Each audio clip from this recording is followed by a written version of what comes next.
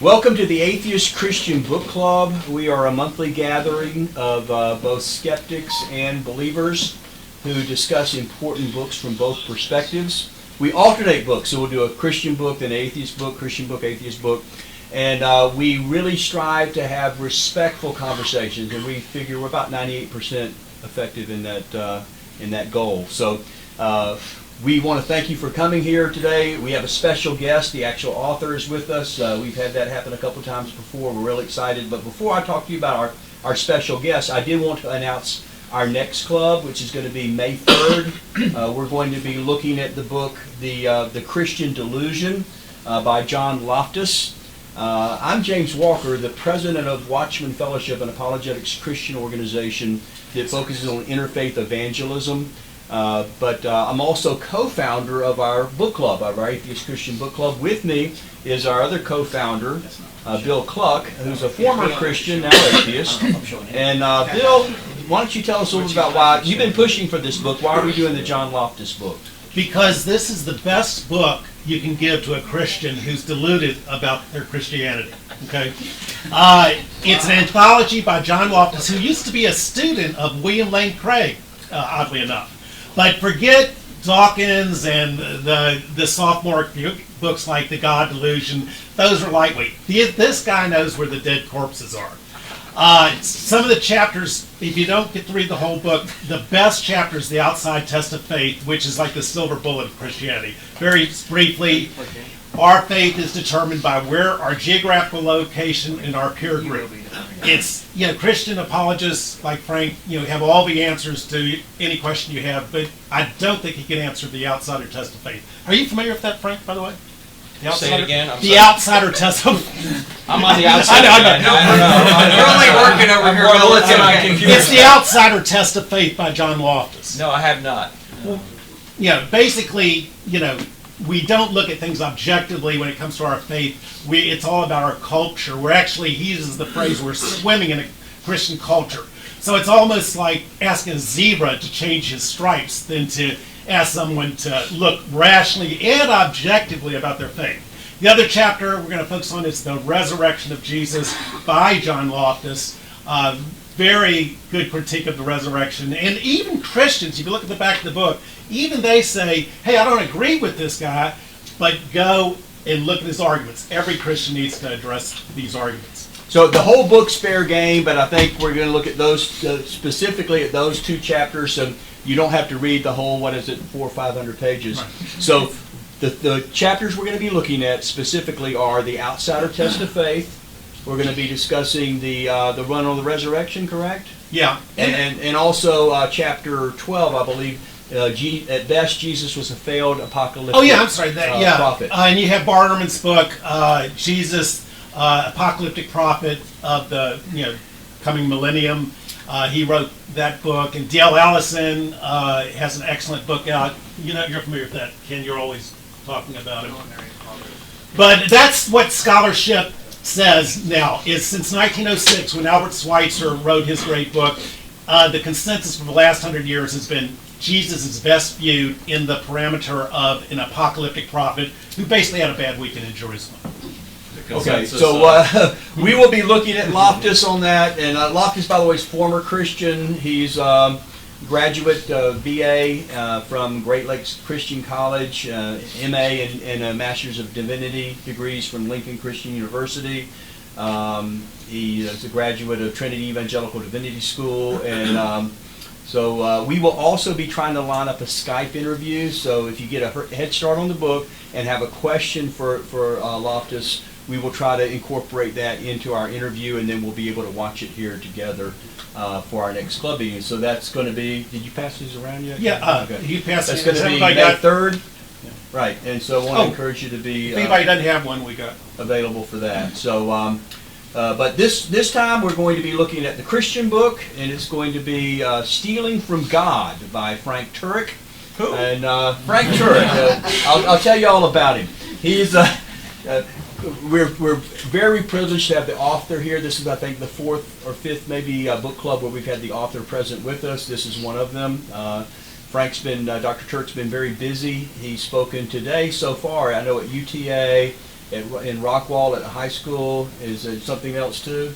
And here. And here, That's it. and then tomorrow. Tell them where you're going to be tomorrow. Oh, up at Rethink, up at Cottonwood Creek, which took a whole bunch of hail, Right. the size of damage. baseball, Mhm. to the roof up there. So Right. we're modifying what we're doing there, but we're going to be up there in Allen. Yes, and Did that's anybody get hit with hail here the other day? not here, not Arlington. Man, Not in Tarrant can you imagine baseball-sized hail? Yeah. So anyway, but Frank's our guest with us. Dr. Turek has a Doctor of Ministry degree from Southern Evangelical Seminary in Charlotte. He's co-author along with Dr. Norman Geisler of the book I Don't Have Enough Faith to Be an Atheist, one of the best titles I've ever come across on that. He has defended the Christian worldview in numerous public forums, including debates with Michael Shermer, the late Christopher Hitchens, as well as David Silverman and others. And we're privileged to have you. Thanks so much for being Oh, part my of the pleasure. Atheist Christian Book Club. My pleasure. So, so how many got a chance? You might want to hide your eyes on this one. What? How many got a chance to read the book? Okay, a lot of us did. How many got part of the book? You got to read part of the book. And we gave an alternative for those who didn't have time to get to the book to watch the debate that he had with the late Christopher Hitchens. Anybody watch one of those debates? Okay, great, excellent. So all of you are kind of familiar with it, but we're going to mostly want to have a time, Frank, of asking you questions about the book and Yeah, about sure. your background and worldview. Questions are fine. No, we'll do all Q, no A though. Okay, all you know that. Okay. Everyone gets to ask a question, takes all the pressure off. I usually say multiple choice or true false. Yeah, Maybe. okay, How about there you that? go. So we're going to do that. But before I do, tell me about what motivated you to write this book, the Stealing from God book. Well, in debating some atheists, I realized that there were several things that atheists seemed to be assuming in their worldview that I didn't think a materialistic worldview could afford. So they were saying things like, "Well, we can reason. We're the party of reason. We're following reason where it leads." And if atheistic materialism is true, that just seems to me to be false, because if we're just molecular machines, if we're just moist robots, if we're just driven completely by the laws of physics, how are we reasoning? We're just reacting. So my premise there was, well, it seems like they're stealing from God in order to argue against Him. If they're going to use reason, reason is better explained by God. I admit it doesn't necessarily prove the Christian God, but reason makes its home more easily in theism than it does in materialistic atheism. So that's, say, just one example. Evil is another area. There is a lot of evil in the world, but it seems to me if you're going to claim there's evil, you're presupposing there's good, and if you're presupposing there's good in an objective sense, you're presupposing what we mean by God. So if you're going to say evil disproves God, you're actually stealing from God to say He doesn't exist, because evil wouldn't exist unless good existed, and good wouldn't exist unless God existed, and there's several others. In fact, here's, as you can see, kind of the overall outline of the book, this CRIMES acronym: causality, reason, information, morality, evil, and science. These are the things that I think atheists have said point toward atheism in many cases, and I think none of these things would exist unless a being like God existed. Now again, it doesn't necessarily prove the Christian God alone, but it seems to make a better home in a theistic worldview than an atheistic worldview. Well, I hate to put Bill on the spot here, but my atheist co-founder along with me from the Christian perspective, Bill, I know you read the book. Was anything in there at all compelling to you? No, not a thing. No. I had read The Signature of the Cell by Stephen Meyer, which is a long, drawn-out book, but it's excellent, and he goes into the RNA problem. That as atheists, well, not just atheists, but scientists say that if you can get RNA off the ground, you can maybe get DNA. But he gives 5 reasons why RNA will just not self-assemble itself. Did you read the book? Yeah, a long time ago. Okay. That book came out in 2009. That's Yeah, 10 years ago. But yeah, Stephen Meyer's forgotten more than I'll ever know, so you go right ahead.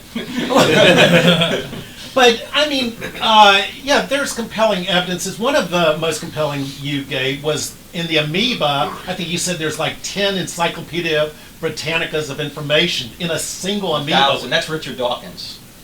That's So- his point, yeah. Yeah, that is an incredible argument, and I think it's fairly compelling. But aren't you kind of stealing from atheists? Because we, like you just admitted, we're the party of reason and science. right? Well, you claim to be the party of reason. The problem is, how do you reason? Well, maybe you're not a materialist. Maybe you're not the right atheist to talk to. But the Well, I'm not a fundamentalist Yeah. atheist, right? That's one of his favorite. Are you a Well, do you know what kind of fundamentalist- atheist are you? Because Christopher Hitchens was a materialist. Right. Michael Shermer's a materialist. Sam Harris is a materialist. Most atheists today are materialists. Right. And it just seems to me that's a stunted worldview. I mean, we know there's immaterial realities. We're using them right now to communicate. And you do have a good point, like you've heard of the evolutionary argument against naturalism. Yeah. That if we're just Right. evolving by hapstance, how in the world can we trust our rational minds if they're just evolutionary evolved, which is better for surviving than objective scientific research. Right. Well, what kind of atheist are you? Are you a materialist? I don't think I'm a fundamentalist atheist. I think I'm, fairly, open-minded. No, I mean in terms of your atheist. Oh, materialist? Yeah, but I'm open to. Are there disagreeing. immaterial realities? Maybe. Yeah, sure. Okay, well, so then you're not the kind of atheist I'm critiquing here then, because most of the atheists that I'm critiquing are the ones that say, well, just molecules exist. It seems to me then we're just moist robots. How do we know anything? How can we do science? How can we come to any conclusions about anything? How can we believe in objective moral obligations? But here's the problem. As Christians, as people, we have cognitive biases, maladies, like the confirmation bias, where we tend to confirm things we want to confirm and believe in, and we're bad at disconfirming evidence, looking at things that don't confirm our beliefs. Also, there's a host attribution bias. I know, but that doesn't necessarily mean everybody's wrong then, because that would mean that everybody who holds a position is wrong because they're just trying to confirm their bias, right? Look, either God exists or he doesn't. So if a Christian says he does exist and he doesn't exist, he's wrong, even if he has no confirmation bias, and vice versa, right? And the question is, do we have confirmation bias about confirmation bias? Maybe. Yeah.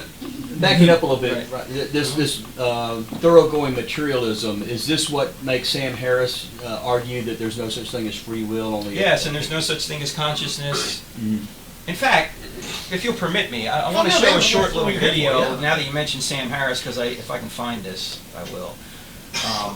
I find Sam Harris interesting because he's Stanford trained, and I don't know what they taught him there, because he's a philosopher who doesn't seem to recognize his whole worldview appears to be, in my view anyway, self-defeating. Let me just see if I can find this clip. I don't know if it's in this one.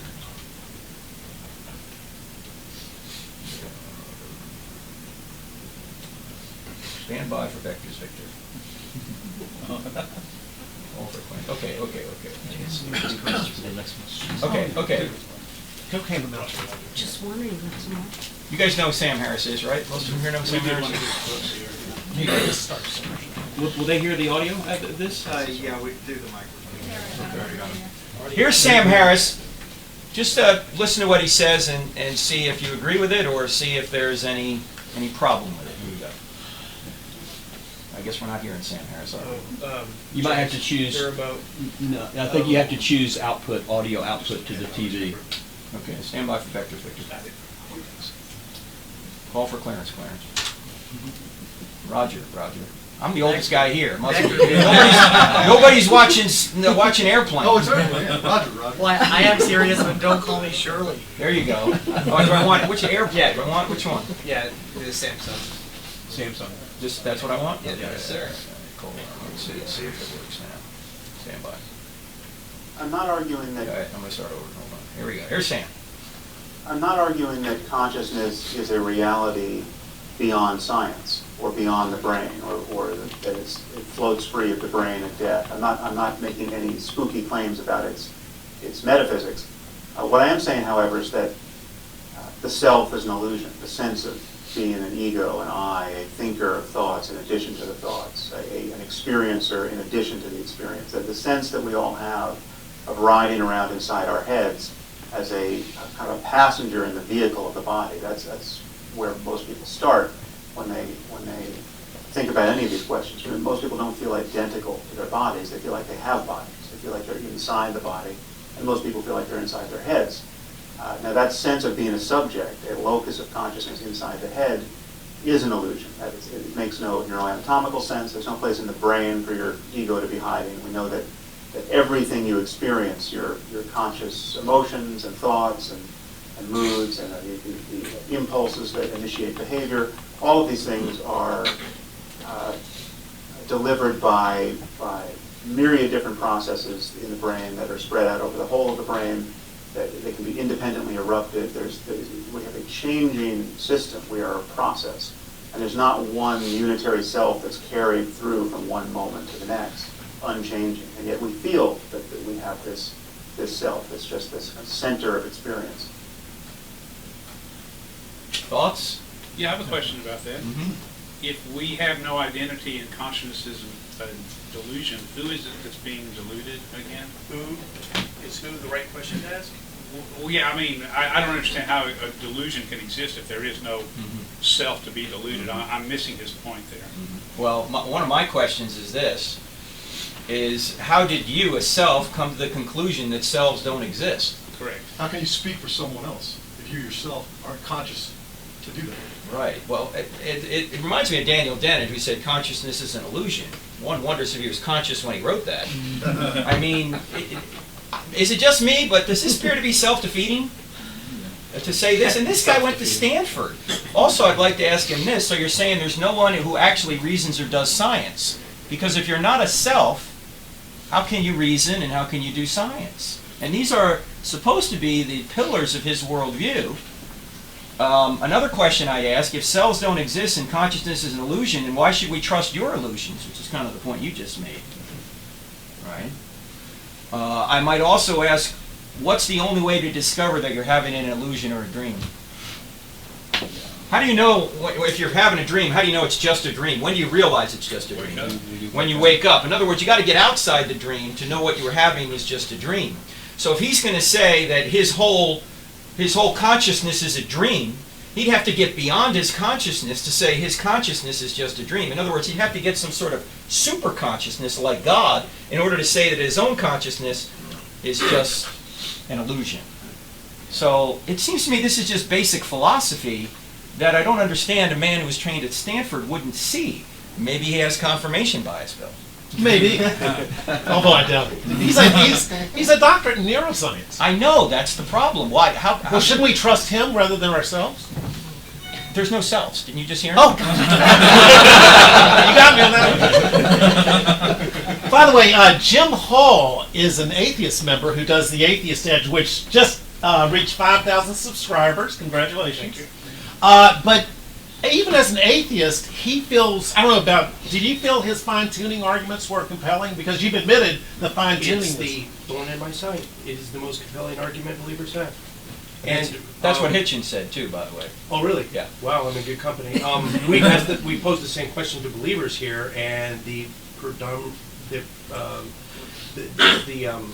prevailing wisdom seems to be their thorn in their side is the problem of suffering and the problem of evil. But I was going to pose the same question to you. But let's get to, before we go on to that, the gravitational constant, which Frank said, was it the Milky Way galaxy? Well, you said you dozens could. of constants. Well, Yeah, he just very gave finely, yeah. he gave a really interesting illustration that if you had a tape measure, you could measure it across the whole. Was it the Milky Way The galaxy? whole known universe. Well, even Yeah, worse. yeah. So, and be within 1 inch precise. That's 1 in 10 to the 40th precision, yeah. So where do you get this from?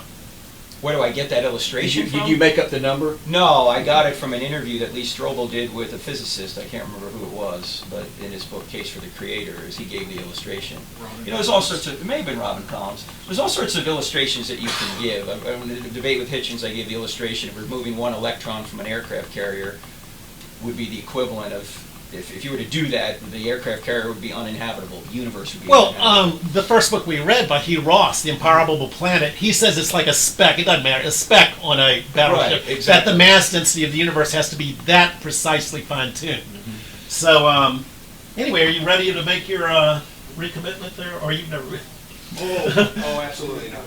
Oh, so he's like convinced. Although he tried. My only 2 arguments, albeit weak, are the weak anthropic principle and the multiverse theory, which you can't even really call it a theory. It's not testable. It's not provable. Yeah. These 2 gentlemen, I know, have some. Are we kind of at a Yeah, interview? yeah, go ahead. Yeah, they're jumping at the bit. So Go ahead. let's get Yeah. that in. Okay. Why are they sitting in there? Ken, Ken, come on up. We're in Ken, so we can overflow. see you. Is Sam Harris in there? Send him in! Ken, That's spirit prison, isn't it? Ken wrote a book, Why I Believe. He used to be a missionary to Let me get Africa. an interview. Go ahead. Yeah, Ken is a former Christian missionary in Africa, a Wycliffe translator who is, I would say, would you say agnostic at this point? Atheist agnostic, maybe? And so we actually reviewed one of his books, or his book, in an earlier book club and had a very good time with that. So did you have a question, Ken? I got like 4 pages. 4 pages of questions. Start with your most compelling. I'll start with one. I'll just read it. I'm not good at standing up here extemporaneously. So, is it possible for God's moral nature to have been other than it is? For example, if it was in his nature to deem hate or deceit good, would it then be good? If it's not possible for his nature to deem hate or deceit good, then by what standard can we say so? By a standard independent of God?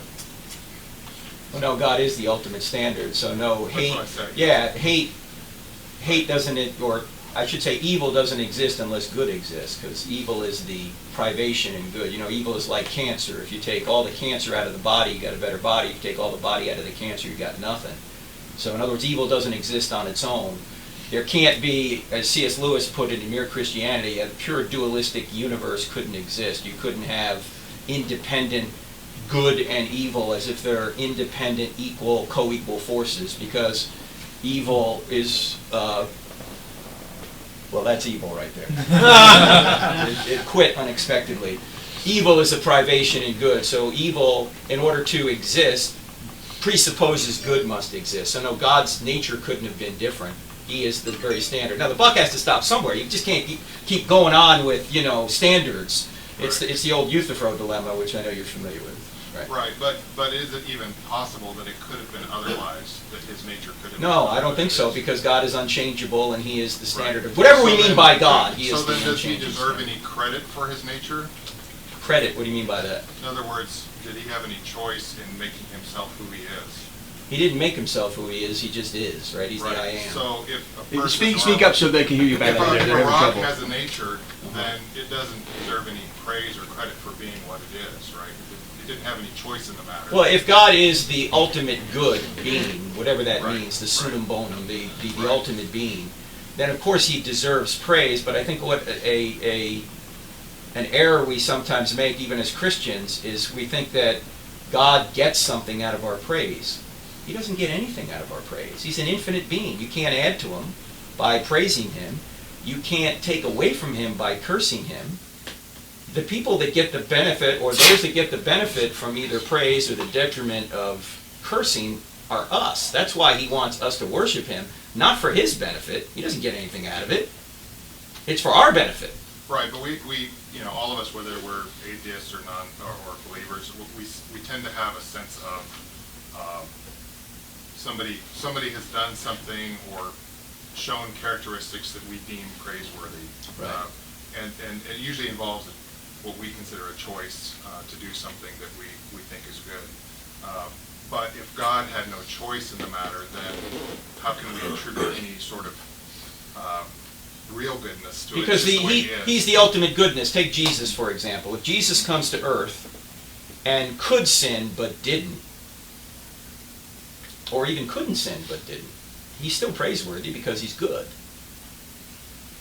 Right, but Right. I think my larger point is that if he were, hypothetically, if he were someone who advocated hate or murder or deceit or what have you, then we would, by the kind of the divine command theory or the modified command theory that you seem to espouse, then we would still have to bow down and say, yes, you know, that's who he is. We wouldn't have any criteria to judge that was a good thing or a bad thing, because that's just who he is. But he's not that way. It's a counterfactual. It's like it's a hypothetical. Right, it's like right. saying But if the even hypothetical worst donkey case, we fell would- and broke his hypothetical knee, would it hurt? Well, hypothetically. But Frank, What? isn't the case that God's nature is bad? I mean, look at the Old Testament where he wipes out whole races of people. Look at Job where he kills Job's poor kids and gives them all these things. And he goes, "Oh, my bad.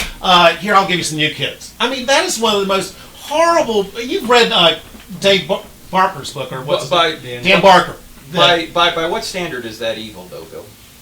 just common sense. I mean, by just the Christian's own standard. There is Yeah. no common sense. You just heard Sam Harris. We don't have to have a standard outside of Christianity. We can judge it within itself. If God, Okay, that's if a the that's a Bible- fair way of doing it. Right. But as an atheist, you can't say, well, the God of the Bible is evil because you have no standard by which to judge evil. But what you can say to a Christian is, well, you're saying your God is a God of love, and why does he do these things in the Old Testament? And look at Jesus cursing fig trees, having a big ruckus in the temple, and condemning people to eternal hell. Are you I mean, worried about the fig tree here? Yeah, well, obviously Jesus never read How to Win Friends and Influence People. I mean, the guy was, kind of a basket case, don't you think? No. So you think he really did exist? Oh, absolutely. Yeah. Just confirming. Yeah. Right, And like but- Sue, for instance, we were at this Metroplex Atheist where I invited James years ago, and the guy's saying, well, that God of the Old Testament's a horrible God, and she goes, that's what I like about him. It was a joke, Bill. I don't think so. Okay, well, let's take one of the more difficult problems in the Old Testament, say killing the Canaanites. Okay. Right, which is... How about killing all the children and keeping the virgins for themselves? That's even more. Yeah, that's what I go disturbing to. me. Oh, okay, well, I'd have to go look up that passage and read the context because I don't have it off the top of my head. Let's But go just with kill the Canaanites. Yeah, let's Canaanites, go, okay? yeah. So the Canaanite issue comes up quite a bit, and one of the questions I ask people is, when God judges people in the Old Testament, does he wake up like a mob boss one day and just say, Canaanites, I want them dead? There's no reason, or is there a reason for it? No, he's a capricious God. Look at the evidence. Have you read it though, Bill? Really? Have you read all this in the Old Testament? Why God? Did you know what the Canaanites were doing? Oh, I've heard the Christian apologetic, like the Molech, where they were sacrificing their babies to Molech, and they deserve, but to wipe out the kids too. Okay, well, just let me get there. Okay, if God doesn't do it arbitrarily. There's a reason. Sure. Okay, there's sacrifice to Molechs. There's all sorts. In fact, it's not just the Old Testament that talks about this. Plutarch talks about the fact that the Canaanites would sacrifice children, some of them up to 4 years old, on this molten hot metal god known as Molech. They would heat the thing up, put their children on it, and then just watch the children sizzle. And the drummers, Plutarch said, in the camp would play their drums more loudly so the parents couldn't hear the screams of their children. Now, on every college campus I go to, I always hear atheists saying, well, if there is a good God, why doesn't he stop all the evil in the world? And here's a situation where God says, all right, we need to stop that. And now the atheists are complaining, right? Do you want him to stop the evil or not? He wants to stop it. And he uses Israel as an instrument as a way to stop it. Now, here's a fair question. You say, okay, why doesn't he just punish the guilty parents, and why does he then wipe out apparently all the kids? Yeah. That is actually a good, fair question. And if you keep reading, if you look at Paul Copan's book, I don't know if you've ever seen Oh, it's got a moral monster. Yeah, the same one. Yeah. You sound really impressed by it, though. Have you read it? Parts of it, yeah. Okay. Have you read this section about the Canaanites? Probably forgot that one. Yeah. Okay, all right. Because if you look at Copan's point, he says, say you're reading in Deuteronomy 7, it says, wipe everybody out, right? And then in the very next verse it says, and then don't intermarry with them. You're kind of shaking your head going, wait a minute, how could you intermarry with any group you've just completely wiped out? And what Copan, the point he tries to make, is he tries to say, look, this is common in ancient Near East literature. They use just hyperbolic language to communicate, you need to push these people out, you need to have a big victory over these people, much like we might say, well, the Cowboys annihilated the Redskins. We don't mean the Redskins no longer exist, okay? We have to play them again later in the season. Right, we do, and we want to keep them around. But we don't want to intermarry with them. We will not intermarry with the Redskins, okay? Anyway, since I'm from New York, whenever the Cowboys win, it's living proof that Satan is alive and well. You don't have to worry about that All right. Anyway, yeah, you probably don't. Okay, But no, back to his point. People to get out of here. what's that? Yeah, I'm trying to shoo him out now. It'll be just me and a couple of guys from Jersey after this. No, the go-to verse is Numbers 31, where it says, kill the men and the women that have had men, but the virgins keep... Now, doesn't that sound like misogynistic Jews that just wrote that? That doesn't sound God. Maybe it is. Maybe it is misogynistic Jews that just wrote it. Does that mean Jesus didn't rise from the dead? No. Okay, so whether or not you read what Copan wrote about it, I have not read that section lately, okay? You don't have to believe everything in the Old Testament to be a Christian. Sure. I just think that if you are a Christian and you don't believe everything in the Old Testament, then you're disagreeing with Jesus, and that's never a good place to be, okay? Because Jesus believed in the Old Testament. But let me go back to the Canaanites for a second, okay? The Canaanites, he says, wipe everybody out, but there are several instances where it appears that the people they allegedly just wiped out keep popping up. And the point here is that Copan is saying, these are exaggerated claims. Drive the people out of the land. The only people that would have been left would have been the combatants, and you needed to kill them or drive them out. But let me take the harder position, and that is Clay Jones. Clay Jones teaches at Biola. He says, I don't think they're exaggerated, despite what Copan says. I think they're literal claims, right? Like the city of Ai, that was total destruction. That was the ban, you know. And, Right. And, you know, even a donkey, a few donkeys or whatever got solved. Yeah, what did the oxen do? Right, You know, okay. the Yeah, donkeys. sure. Okay, let's just say Clay Jones is right and Copan is wrong. Okay. Here's the question. When God kills somebody, does he murder them? No, God can't. If God is God, Oh, yeah, I got he you. can't murder anyone, right? In fact, if God is God and Christianity is true, people don't die, they just change location, Yeah, right? sure. So if God wants to kill somebody at 2 years old or 82 years old, that's up to him. Yeah, that's what you. And he can move people into the next life anytime he wants. Absolutely. Okay. Now, I've He's had the this. author of life. There is no life without God. Right. He can. Now we can't take innocent life because we can't resurrect it, Right. but God can, Sure, if sure. God exists. Right. Now I agree. There are a lot of problem passages in the Old Testament that when you read, you go, what is going on here? Right. Now, do I have an answer for every one of them? Well, I haven't looked at every one of them, to be honest with you. Copan seems to have, and some of his answers I think are good. Some of them I go, I don't know. Right. But let me ask you guys one. Let me ask you a question. Ken, right? Ken, let me ask you a question. Where are you on the abortion issue? Are you pro-abortion or are you pro-life? That's one that I've struggled with, actually. And I think that, you know, a lot of people don't have problems eating a good hamburger, and they don't mind that, you know, that cow is being killed. I think at a certain point in the development, the fetus becomes able to experience pain, and I think I would draw a line at that point. But I don't attribute any sort of special, even though it's a human life, I don't attribute a special category to that early human life because there's no contextual, there's no social ties at that point. And so I'm more of a utilitarian because, you know, if somebody is experiencing pain, you know, let's avoid that if it's not necessary. If it's causing unnecessary pain. Where are you on this, Bill? I'm adopted. Oh, Okay, now, but what do you think about, are you pro-abortion, are you pro... Pro-life. Okay, good. So you're a pro-life atheist. Absolutely. Okay, good. And you're like this. I struggle. All right, well, I had a lady at Oklahoma Central University who brought this issue up, and we went through the whole thing, and I asked, are you pro-abortion or are you pro-life? And she immediately said, well, I'm pro-abortion. And I said, forgive me for saying this, but let me ask you this. Why is it that when God plays God in the Bible and decides who lives and dies, he's immoral? But when you play God here on earth and you decide who lives and dies through abortion, that's a moral right. Can you justify that for me? When you terminate a day-old blastocyst, you're not causing any pain, you're not causing any suffering, you're not causing any social ties to be severed. But why would that be your standard, Ken? And the point is, if God wants to kill people, he might not cause any pain either. But you're saying he's immoral for doing that. When you do it, it's okay for you. Why is that? To draw an equivalence between exterminating a day-old blastocyst and killing... I'm not even talking a day-old blastocyst. All right, well, I am. Okay. So, but to draw any sort of parallel between that and we're drawing a sword and thrusting it through a pregnant woman, or killing all of the adults and all of the children except for the virgins and taking them for themselves, that causes immense human suffering.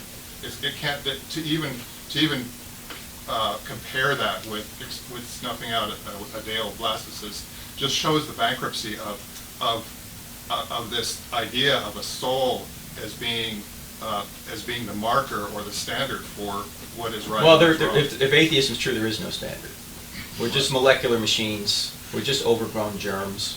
So drawing social ties or viability or pain is irrelevant at the end of the day. I think we can tend to overthink it a little bit. Like, for example, the issue of rape.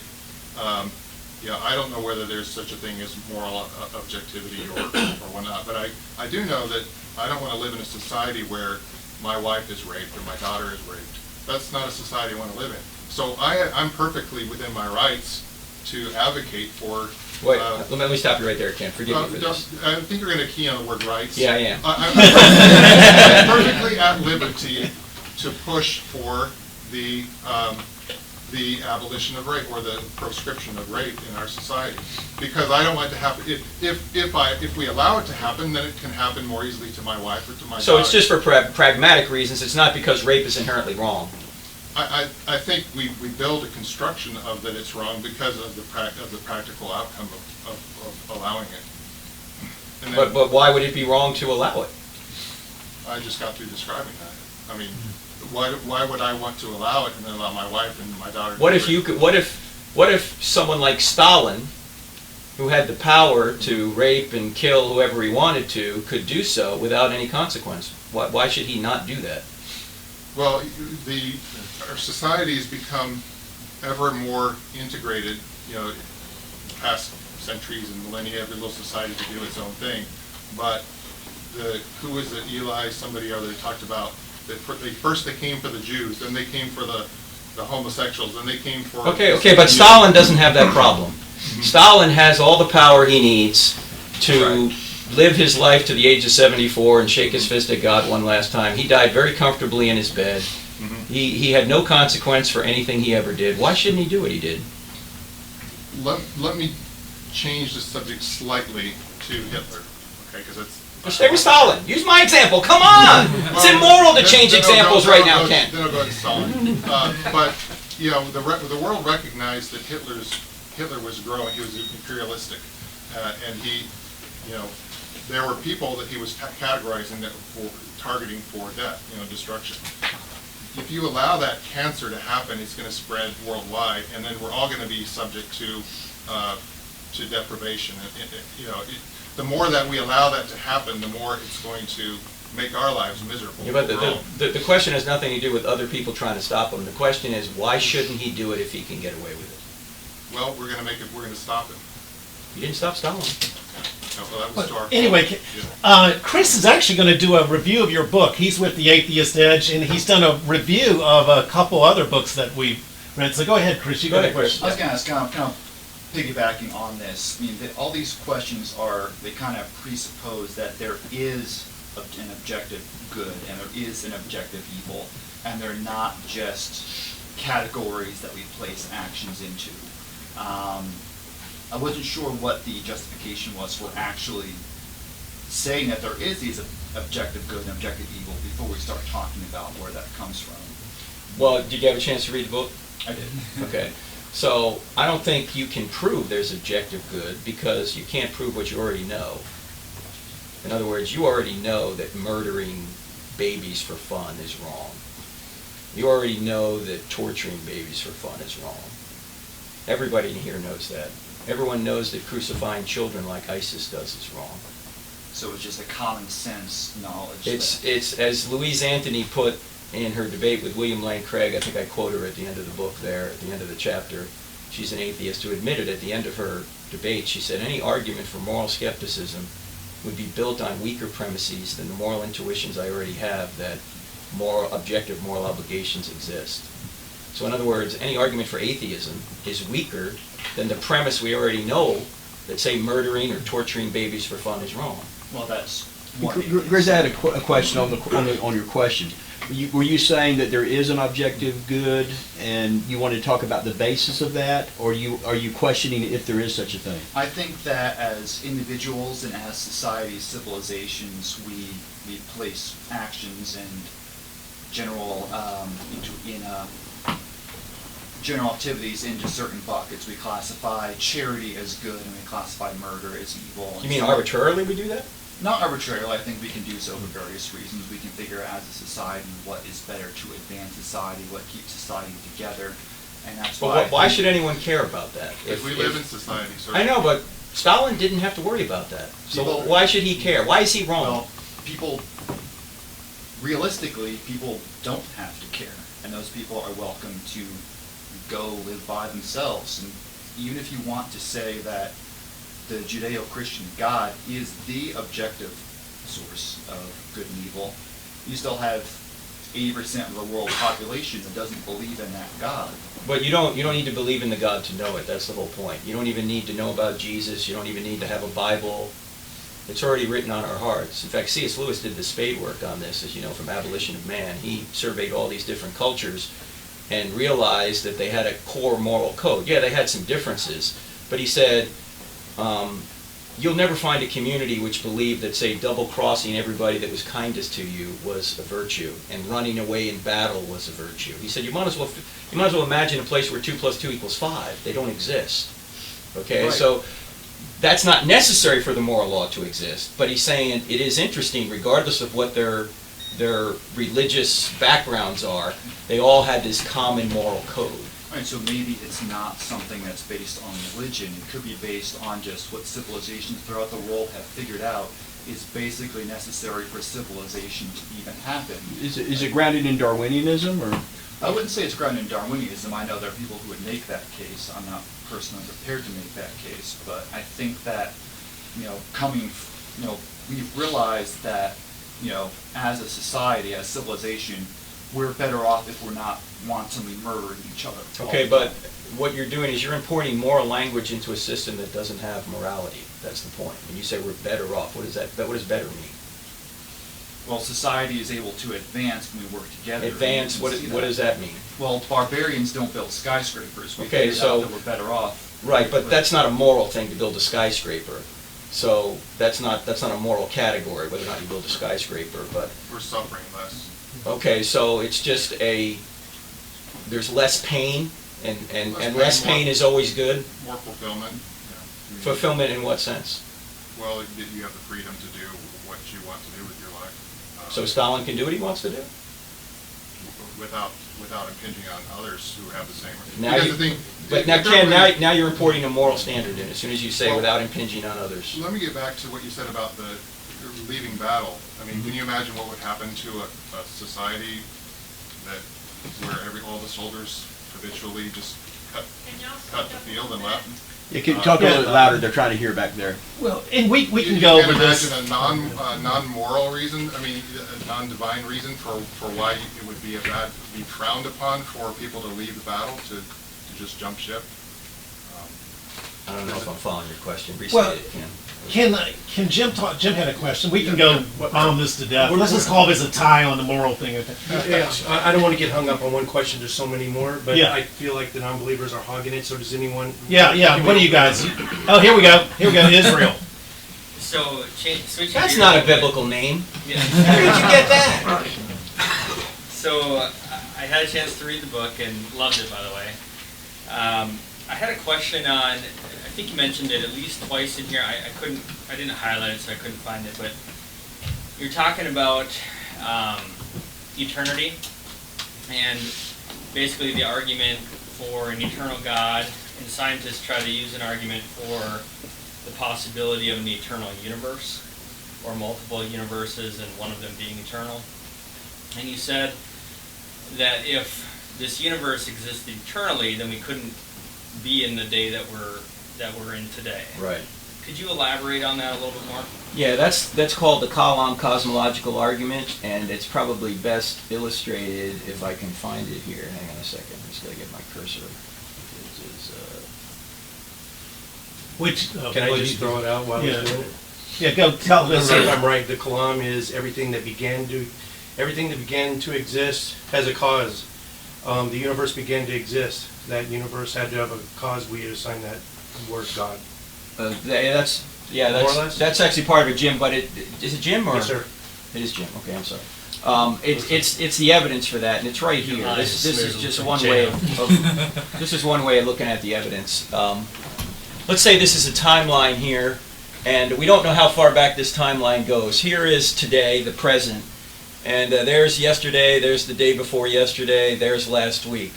The question is, can this timeline be infinite into the past? As far as we know, no. You know, why not? Why can't it be? Because t = 0 is as far back as anyone can go at this point. Okay. So that's why I said the first premise of the Kallang might be faulty, because everything that begins to exist has a cause. That right there, we still are not 100% certain this universe began to exist, because the farthest back we can go is time equals zero, t equals zero. Well, this is one of the arguments for And it. just Let saying me- before would be a logical statement. Okay, sorry. Yeah. Before ontologically, not before chronologically. Anyway, so this goes. The question is, can it go all the way back infinitely? And as Jim pointed out, the answer is no. But one of the reasons the answer is no is because if there were an infinite number of days before today, today never would have arrived, right? Because there'd always have to be another day before today if there's an infinite number of days before today got here. So if the past were infinite, today never would have arrived. There's other ways of looking at this too. Something that's infinite has no end, but this has an end, right? So this can't be an infinite timeline. And also you can't add anything to an infinite, because by definition is an infinite the series of all numbers, right? But tomorrow we're going to add another day, and the day after that we'll add another day. So no matter how far back this timeline goes, it had to have a beginning. Now, if time had a beginning, it would seem to me that whatever created time can't be made of time. In other words, must be outside of time. In other words, the cause must be timeless. Now, this is one reason why when people say, who made God, the answer is nobody, because God is outside of time, and if you're not in time, you don't have a beginning, you don't have a cause. You are what we call the great I am. So this is the in fact, this argument was originated by a Muslim. I think it may have been who was it? Al-Ghazali. Al-Ghazali. That's it. Al-Ghazali. I would get him confused with Avicenna. But yeah, he came up with this, and I don't think it's been answered to this day. All the science could change tomorrow, and you know, science is tentative. Maybe the Big Bang is wrong. You know, that's a possibility. It doesn't appear to be, but this appears to be inescapable. That there has to be a beginning to time. Now, if the science is right with regard to Einstein, general relativity, and it keeps being verified anyway, if time, space, and matter are co-relative, as he found, then if time had a beginning, so did space and matter. And so, if that's the case, then whatever created space, time, and matter must be spaceless, timeless, immaterial, powerful to create the universe out of nothing, personal in order to choose to create, because in order to go from a state of non-existence to a state of creation, someone has to make a choice, and only persons make choices. The being would also have to be intelligent in order to be a person and to make a choice. So, from this argument alone, you get a spaceless, timeless, immaterial, powerful, personal, intelligent cause. Now, you say, how do you know it's the Christian God? And the answer is, we don't. Yet. We don't even know who Jesus is at this point. This could be Allah, or this could be some other theistic God, or it could be maybe even a deistic God, a God who just creates the universe and then leaves it. In fact, both Richard Dawkins and Lawrence Krauss have admitted recently that one could make a really good case for a deistic God, to which I say, time out! That's a lot closer to theism than it is to atheism. Because, yeah, then you have a grounding for all of these immaterial realities, including the universe itself, that the universe came into existence. The only next thing would be to figure out if God has intervened since then. So, that was a long answer to a short question. Sorry, Israel. Yeah, thank you. By the way, Frank, I watched your YouTube, and one thing I admire about Frank is he's not afraid to take questions from college students or anybody, and but I saw how you kind of ducked a question. The girl asked, "Are you young Earth or old Earth?" And I think you said, "I'm sure it's 51 years old." No, I'm absolutely certain it's at least 57 years old. And I asked Josh McDowell the same thing, and he goes, "I'm 62 years old." It's just like, Christians will never confront this issue, and here's the problem. Let me stop. Okay. I have videos on this that you can see if you want. You probably just saw one of them. I go through a 6 or 7 minute. So are you old Earth or young Earth? Yeah, I think the evidence is better for old. But Thank you. But let me say right now that no matter which view you take, you're making assumptions you can't prove. Well, and you got problems with things. If you believe in an old Earth, if you have death and disease and dying before the fall, then time out. Why do you say that? Because, you have Homo sapiens 100,000 years old, so if you have the fall, 4,000 BC or whatever, then you have death and destruction before the fall. Why do you think you can't have death before the fall? Who said that? That's what the young Earth people say. Yeah, and they're wrong. Ooh, good. Okay? Because Romans 5:12 doesn't say death came to all creation by the fall. It says death came to all men. So when Adam sinned, yes, death came to all men. But think about this. If God creates a garden for Adam to put Adam and Eve in, why would he create a garden if the whole world was a paradise? You wouldn't need a garden, right? Maybe there was death in the universe prior to Adam because there was a fall before the fall. Well, that's what Hugh Ross believes. The fall of Satan, The yes. ultimate overlord. And so did Walt Kaiser, the famous Old Testament yeah. theologian. So there could have been death before the fall through there's other means. So I just think the young earthers in that case are misinterpreting absolutely. that passage. And there's dinosaurs eating dinosaurs 100 million years ago. There's thorns and so forth. But here's the problem. Have you read Refuting Compromise by Jonathan Sparks? No, Jonathan is a young Earth creationist, I yes. believe. And there's a lot of young Earth creationists that and I can't critique it because I haven't read it. I'm sorry. Okay. Look, and let me just say why. Okay, I have limited time, and I don't care how old you're. I really don't. I don't care how old it is. Amen. Okay, that God created is more certain than when anyway. You need a creator if you go back 10,000 years or 10 billion years. This is an intramural dispute between Christians. Yes. I don't care if it's young or old.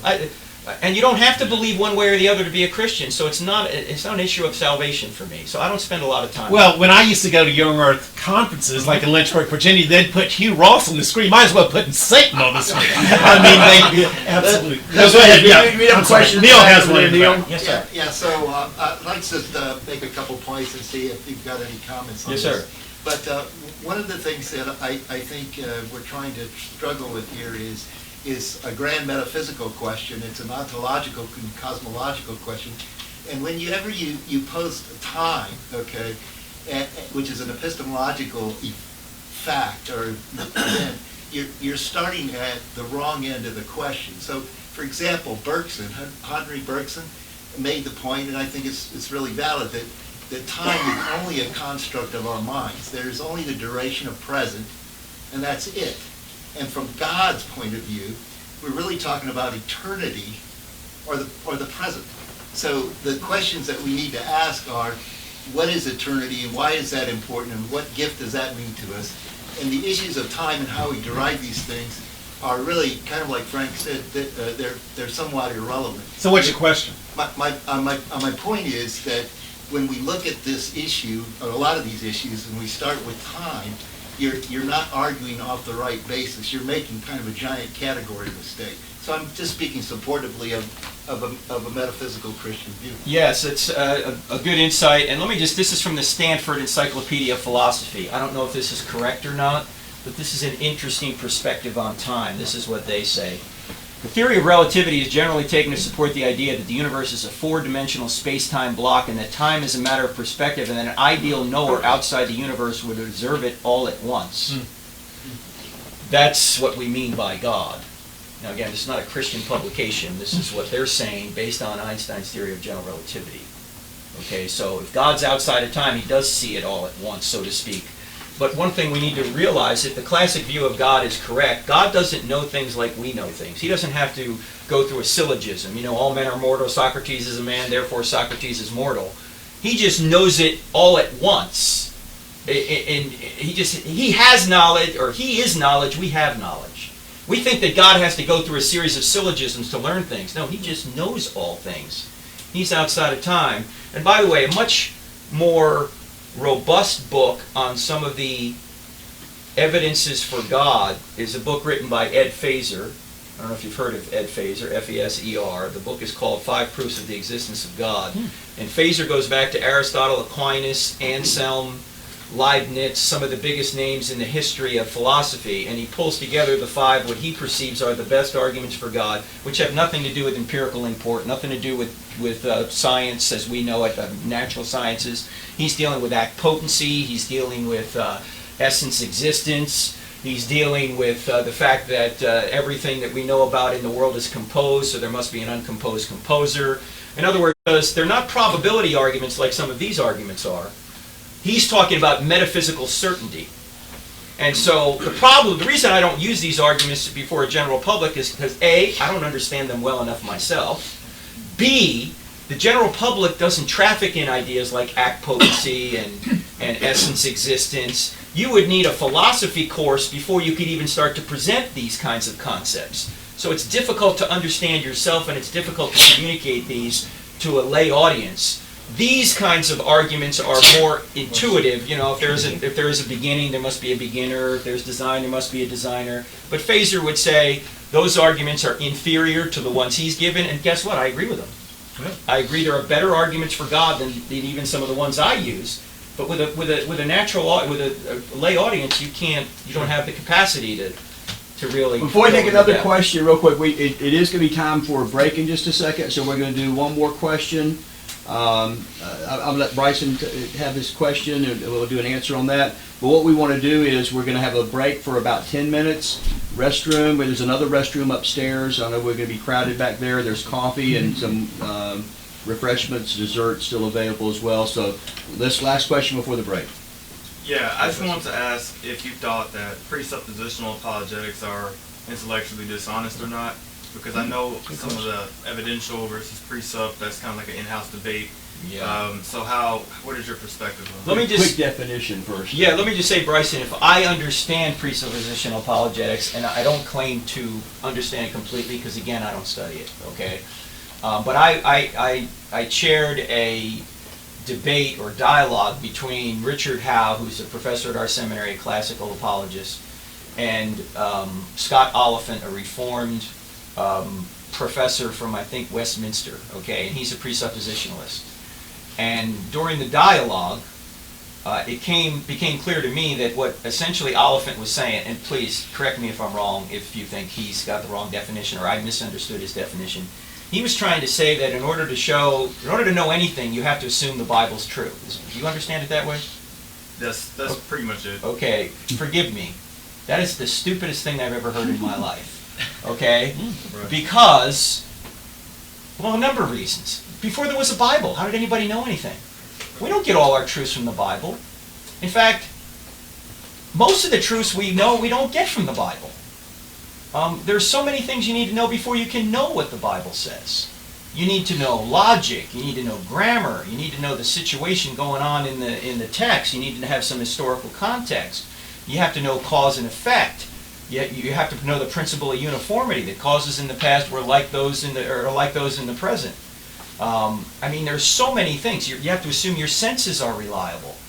There's so many philosophical presuppositions that you have to bring to a text in order to understand what the text means. And so for them to say you have to assume the Bible to know anything, first of all, the Bible doesn't even teach that. Right? The Bible says that the Gentiles are not involved with the law written on their hearts. And if you had to know the Bible in order to know right from wrong, then God was unjust for judging the entire generation of Noah, right? They didn't have a Bible. How is he judging them? These are just a few of the problems with it. And I remember Richard Howe in this debate saying to Scott, are you telling me that if the book of Nahum was not in the Bible, we couldn't know anything? You know, I mean, it just, I don't know why they think this is a good line of argumentation. Are you atheists in any way intrigued by that kind of argumentation? It's circular, right? I don't understand it. Now, maybe I have it wrong. What's that? What's that? We agree on something tonight. Okay, yeah.